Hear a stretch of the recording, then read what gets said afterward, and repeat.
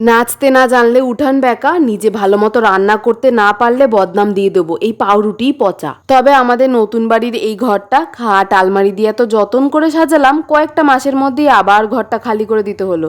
কারণ সব বিস্তারিত পরে বলবো, তবে আজ যে এই রান্নাঘরে এক হুলুস্থুলুর কাণ্ড বাঁধতে চলেছে। বাবার কাছে ডমিনোজের বার্গার খেতে চেয়ে তো নিজের পায়ে নিজে কুড়ালটা মারলাম, কারণ সে তো এক বাক্স বার্গার বান নিয়ে হাতে ধরালো, হাতে আবার এই এক পোটলা বালিশের মতো মুরগির মাংসের রুটি। নিজের বার্গার খাওয়ার ইচ্ছা নিজেকেই মেটাতে হবে। পাউরুটি ছেঁকে মাংসটাও রসুন দিয়ে তেলে ভেজে নিলাম। বার্গার বানানো খুব বেশি কঠিন না হলেও আমার কাছে তো তার যুদ্ধেরই সমান কিনা। পেঁয়াজ টমেটো কোচাতে গিয়েই তো আমার নাক কান জলাজল হয়ে যায়। আমার বাবা তো বড়লোকি লেটুস পাতাও নিয়ে হাজির। তবে ওই রেডি করা মাংসের রুটিটা আর কিভাবে খাওয়া যায় তাই তো জানি না, জানলে জানায়ও না।